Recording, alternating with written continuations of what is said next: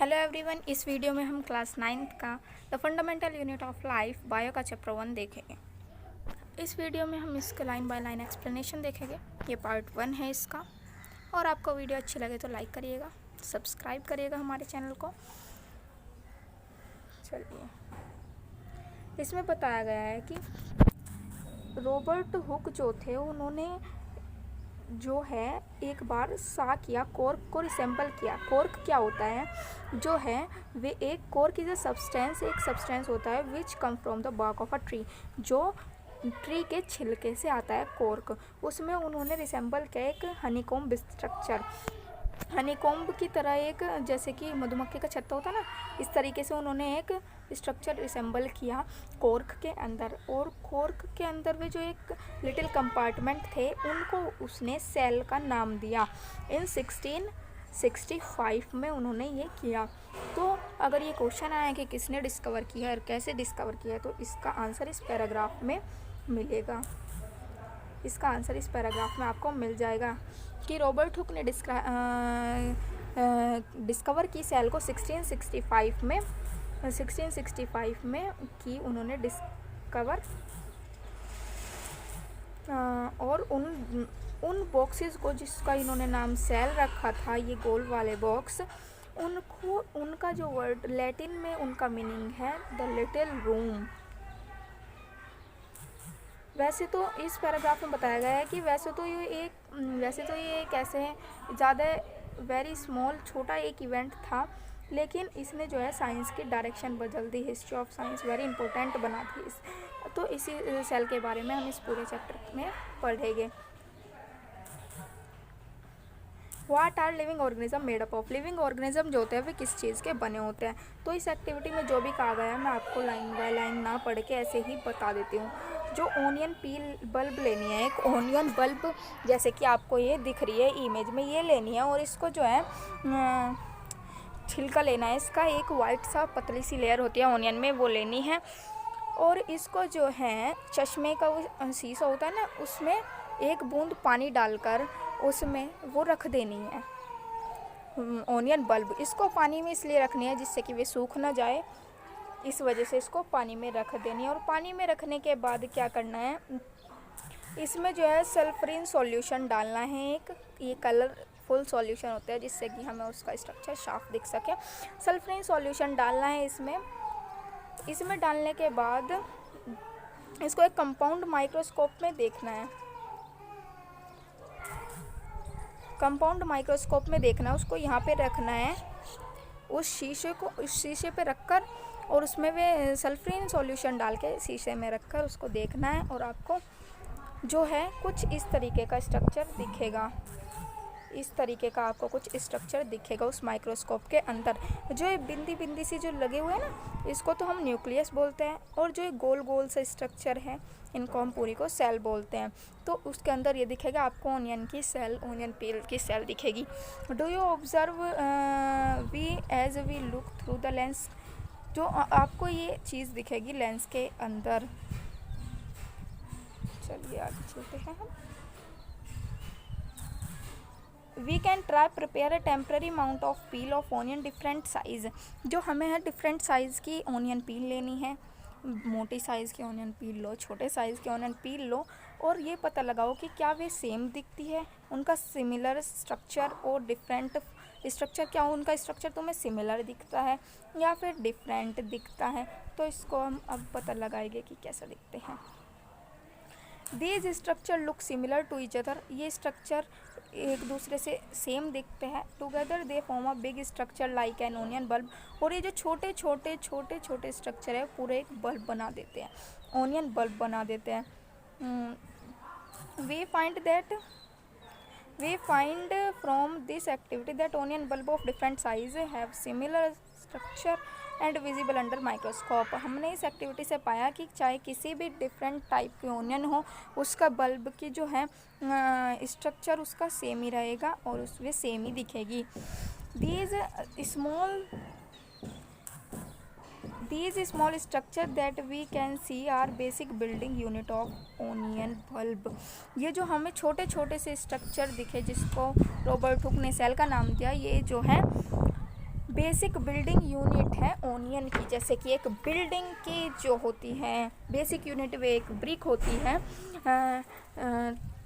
ऐसे ही onion bulb की जो है बेसिक यूनिट वो है सेल।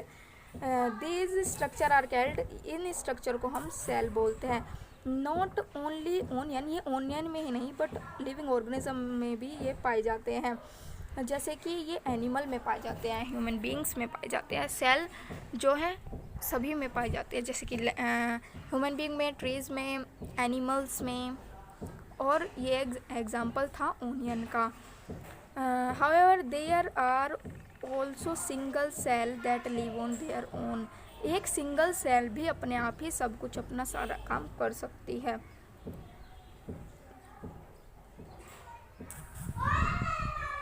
ये हमें बताया गया है, ये तो छोटी सही लैंग्वेज है, आप खुद पढ़ लोगे इसको। बस इसमें ये है इम्पोर्टेंट कि जो है रॉबर्ट ब्राउन थे, ये रहा रॉबर्ट ब्राउन ने न्यूक्लियस को डिस्कवर किया था इन 1835 पे ही। इसमें इतना इम्पोर्टेंट नहीं है, ये करना है।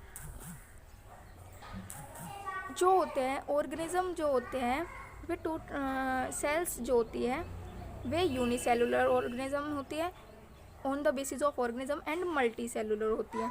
तो हम यूनिसेलुलर यानी कि वन सेल और मल्टी सेलुलर यानी कि मैनी सेल। तो it is known that a single cell can constitute whole organism in amoeba. जो एक सिंगल सेल होती है, अमीबा एक एग्जाम्पल है यूनिसेलुलर ऑर्गेनिज्म का, सिंगल सेल का अमीबा एक एग्जाम्पल है। और वे जो सिंगल सेल होती है वे सारा अपना परफॉर्म कर लेती है फंक्शन, वे एक ही सेल से सारा परफॉर्म कर लेती है फंक्शन। जैसे कि यूनिसेलुलर के एग्जाम्पल एक अमीबा हो गया है, क्लेमिडोमोनास, पैरामीशियम, बैक्टीरिया, ये कुछ एग्जाम्पल है यूनिसेलुलर ऑर्गेनिज्म के। यूनिसेलुलर का मीनिंग है single cell organism. On the other hand, many cell group together in a single body as a show different function in at of different various bodies part in multicellular organism. Multi means many, such as some fungi, plant, animal can find। इसमें कहा है जो कि इससे अलावा unicellular organism से अलावा कुछ मैनी सेल ऑर्गेनिजम्स भी होते हैं जिसको हम बोलते हैं मल्टी सेलुलर ऑर्गेनिज्म। जैसे उसके मल्टी सेलुलर यानी मल्टी मीन मैनी, और इसके एग्जांपल क्या है, फंगी, प्लांट्स एंड एनिमल्स। ये जो है मल्टी सेलुलर ऑर्गेनिज्म के एग्जांपल हैं। Every multi cellular organism has come from a single cell.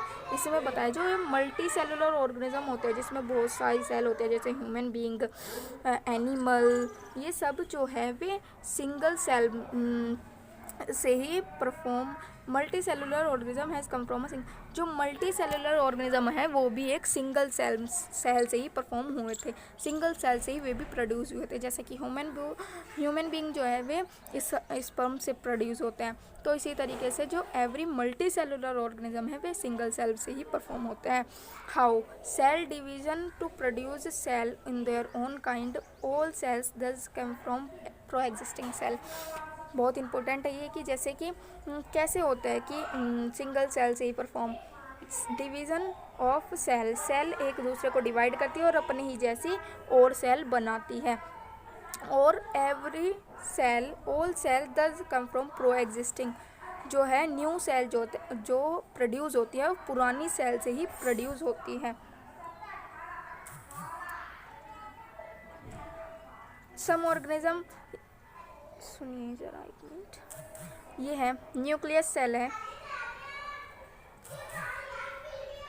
ये है हमारे न्यूक्लियस।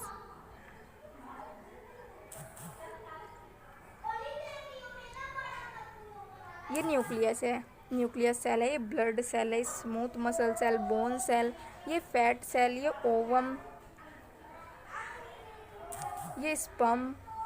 तो जो है इनका अलग अलग फंक्शंस होते हैं। Various cell from human body, ये ह्यूमन बॉडी के अंदर पाए जाते हैं। नर्व सेल मैसेजेस ट्रांसफ़र करते हैं, ब्लड सेल होते हैं, मसल सेल होती हैं, बोन सेल होती है, स्पर्म होती है जो हमारी एक सिंगल जिससे हम प्रोड्यूस होते हैं, स्पर्म सेल होती है, फैट सेल होती है, ओवम होती है। तो ये कुछ सेल्स है जो ह्यूमन बॉडी में पाई जाती हैं। The shape and size of cell are related to the specific function they perform. जो शेप और साइज़ जो होता है एक सेल का, वो उसके फंक्शन से रिलेट करता है। जिस तरीके का उसका फंक्शन होगा उसी तरीके का उसका शेप होगा, उसकी साइज़ होगी। Some cell like amoeba, amoeba अब एक सेल है जैसे कि वो अपनी शेप चेंज कर लेता है।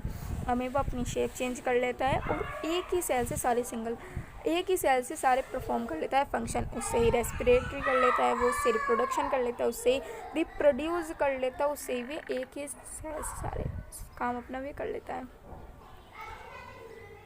In some case, the cell shape could more or less fixed a particular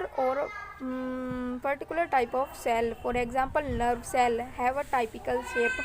जैसे कि नर्व सेल होती है, ये ब्रांच टाइप की होती है ना नर्व सेल, तो इसका काम होता है मैसेजेस ट्रांसफ़र करना, तो इसकी शेप को हम कहते हैं typical shape. What is the shape of nerve cell? तो टाइपिकल शेप।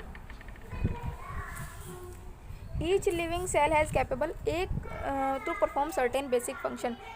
हर एक लिविंग सेल कैपेबल होती है कि वो अपना फंक्शंस खुद कर सके। इन लिविंग फॉर्म्स वे अपना फंक्शन खुद करने के कैपेबल होती है each cell. How does a living cell perform this function? जो लिविंग सेल है वे कैसे अपने फंक्शन परफॉर्म करती है? डिवीज़न ऑफ लेबर से अपने फंक्शन परफॉर्म करती है। मल्टी सेलुलर ऑर्गेनिज्म में डिवीज़न ऑफ लेबर वर्क करता है। एज ह्यूमन बीइंग में जो है वे डिवीज़न ऑफ लेबर वर्क करता है। कैसे करता है कि different part of human body perform different function. Different part होते हैं, different tissues different functions perform करते हैं, तो इसको डिवीज़न ऑफ लेबर कहते हैं। कहते हैं human being has heart. Human being के पास एक हर्ट होता है टू पंप ब्लड। वे हर्ट अपना अलग काम करता है। Stomach to digest food, stomach जो होता है अपना डाइजेस्ट फूड करता है। नर्व सेल होती है मैसेज ट्रांसफ़र करती है एंड सो ऑन।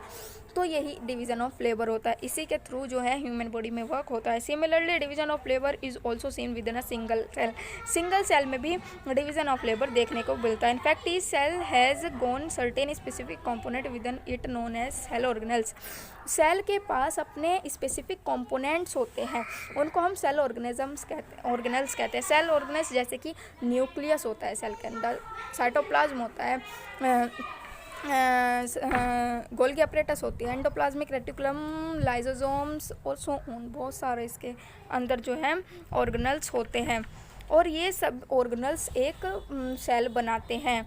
और सेल जो होती है वे एक टिश्यू बनाती है, टिश्यू मिलकर ऑर्गन बनाते हैं, ऑर्गन मिलकर ऑर्गन सिस्टम बनाते हैं, ऑर्गन सिस्टम मिलकर एक ह्यूमन बॉडी बनाते हैं। These organelles together constitute the basic unit called cell। और यही जो organelles है ये सेल बनाते हैं, ये जो अभी मैंने बताया आपको। It is interesting that all cells are found to have a same organelles। ये इंटरेस्टिंग होगा आपके लिए कि सभी सेल्स में जो होते हैं वे सेम ऑर्गेनल्स पाए जाते हैं, चाहे वो नर्व सेल हो, ब्लड सेल हो, आरबीसीज हो, उनमें सभी ऑर्गेनल सेम होंगे। न्यूक्लियस होगा सभी में, साइटोप्लाज्म सभी में होगा, एंडोप्लाज्मिक रेटिकुलम भी सभी में होगा, तो ये सभी में सेम पाए जाते हैं cell organelles. What is cell made up of? Cell किसकी बनी है? What is structural organism in the cell? Structural organism कौन से है सेल के अंदर? We saw above that cell has special component. हमने ऊपर देखा कि सेल के पास कंपोनेंट्स होते हैं उसके।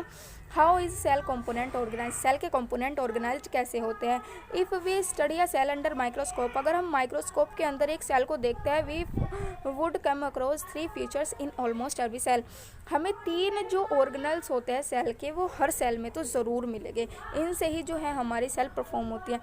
Plasma membrane, nucleus and cytoplasm, ये जो है मेन ऑर्गेनल्स है सेल के अंदर। Plasma membrane, nucleus and cytoplasm. All activities inside the cell are interaction to cell with its environment. जो भी अंदर सेल के काम होता है वे इनके थ्रू ही होता है, इनसे उसकी परमिशन जाती है, इसी वजह से वे हो पाता है। तो 3 जो है ये इम्पोर्टेंट है ये organelles, plasma membrane, nucleus and cytoplasm.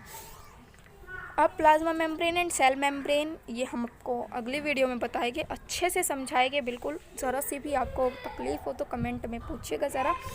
ये पार्ट 1 था। पार्ट नेक्स्ट इसका हम नेक्स्ट वीडियो में लाएंगे। आपको कुछ भी प्रॉब्लम हो कमेंट करिए, सब्सक्राइब करिए हमारे चैनल को ताकि आपको सारे नोटिफिकेशंस मिल सके और आपके लिए हम पूरी सेवा उपलब्ध करेंगे। आप एक कमेंट करिए, आपके लिए वही वीडियो तैयार होकर आएगी। धन्यवाद।